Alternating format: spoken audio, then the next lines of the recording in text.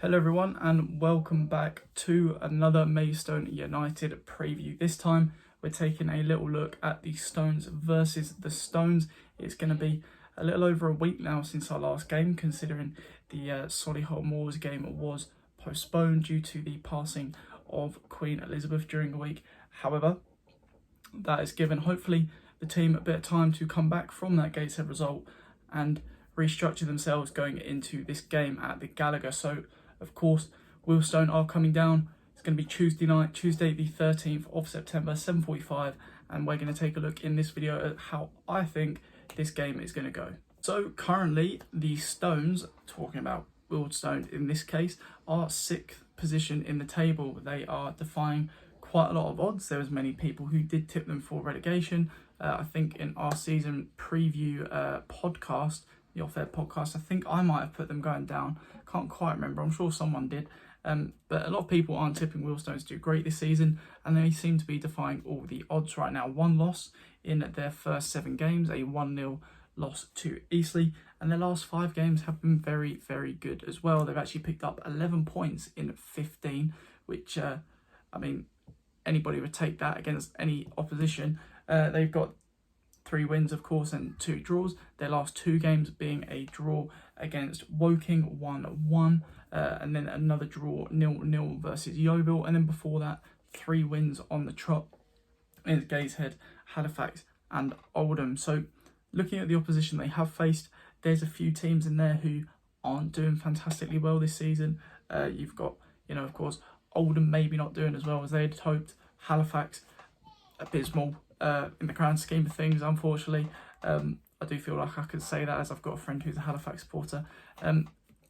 Gateshead, who were having a pretty troublesome time as well of things of late, until, of course, they played the mighty Maidstone last week and scored 4. But looking at their on-paper results, they're doing fantastically well. They really are doing very well. 6th in the league for a reason. But for me, this is a bit of a polar opposite of Gateshead, in my opinion. If you did watch my Gateshead preview or spoke to me outside of YouTube kind of space in person, you would have known that I was not very hopeful for that Gateshead game. I did predict, I think, a draw in the video, and behind the scenes, I was quite concerned that we might not do very well in that game. And we did, of course, lose 4-1. Looking at the on-paper results for the Maidstone versus Gateshead game, you would assume, due to Gateshead's not winning streak, that we would come away with a decent result in that game. And I thought that before I did my research for that preview video, and I saw the way that they played. I saw how unlucky really they'd been in terms of finishing the vast quantity of chances that they were creating, and none more so than in the Wealdstone game. They did lose 1-0 to Wealdstone, as I mentioned, but in that game, they created so many chances and they just could not score to save their life. And that seems to be the tale against teams who play against Wealdstone. And having watched back the highlights of their last 5 games, pretty much every team besides Halifax is having a great number of chances against them. So, they've done a pretty good job at not losing games, coming away with results at the end of the day. That's what football's all about, wins and picking up points where possible. But they are a team that can be got at, and unfortunately for their opposition in recent weeks, the opposition teams have just not taken their chances. So hopefully Maidstone can be a little bit more clinical. I think we have got a more clinical front line than the likes of Yeovil and Halifax and teams like that. So I wouldn't be surprised to see us getting at least a couple goals in this one. And having spoken to a good friend of mine, Mr. Luke Davis, a Halifax Town fan, he did tell me that if you have at least a semi-decent defensive performance against Wealdstone, then chances are you'll come away with some sort of result. And unfortunately, his team couldn't quite do that, given the state they're in at the moment. But with Maidstone, I'm a little bit more hopeful. We've had this extended period from the Gateshead game due to the Moors postponement. So I think, this longer period, this 10 sort of day period that we've had, where we're allowed to kind of just take that extra step back and get these extra training sessions in, and hopefully bed in a new defensive structure, which is going to work because, you know, I think it's fair to say this season it hasn't worked out. I know there's a lot of injuries and stuff, but, you know, we have got good quality players, and there were good quality players last season who, you know, at times aren't looking up to that standard of last season this season. And, you know, if you can't meet the South standard in the National League, then, you know, you're going to see some results like we've seen this season. So I do think we're going to be a lot more defensively sound in this one. Probably bite me, come back to get me that one. But if we can't get the defence organised in 10 days from a 4-1 defeat against a team who has only scored 8 goals this season in 7 games, you know, they're not really prolific goal scorers. So I think we should be all right. But it's Maidstone. You never know. We could just throw things away. In my opinion, at least, looking at the personnel that they've got, there's only really one man we need to keep quiet. That's Reece Brown. He is their top scorer this season with 4 goals. He scored a lovely goal versus Gateshead, run from about the halfway line. Good little finish. Scored a couple of near post efforts as well. One one-on-one versus the keeper, and one poaching on the end of a low cross towards the near post. And then he scored a penalty as well. So, bit of an all-rounder. I do believe he's their number 10. More attacking position-wise, attacking midfield position-wise than that focal point up front, but he bombs into the box all the time, sort of what we saw from Sam Corn last season, but a little bit more of a defensive outlet rather than that tracking back that we see from Corn sometimes. So for me, I think if we can just keep him quiet, we should be okay. Max Kretschmar as well is someone who has got an absolute abundance of experience in the National League. He did score 13 goals last season from midfield, so we do need to be careful from that, although he's only scored 1 penalty this season. So, you know, not as prolific as last year at the moment, but, you know, he can be quite dangerous. Another player as well is Alakia, someone who plays, I think, down the left mainly. He is a bit of a tricky winger. Very direct player, does like to cut in, and he's also got a goal this season. But from what I saw, he looked quite raw. He looked quite unrefined in some of his play. You know, sometimes touches were a bit heavy. So I think if we can just clamp down on these players, quite high pressure.